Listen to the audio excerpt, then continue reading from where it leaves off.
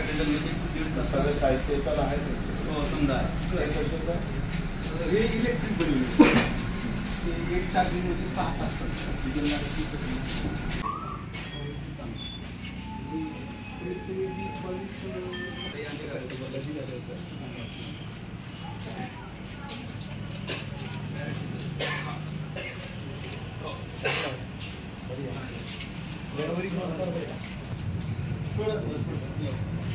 भैया थोड़ा सा माइक है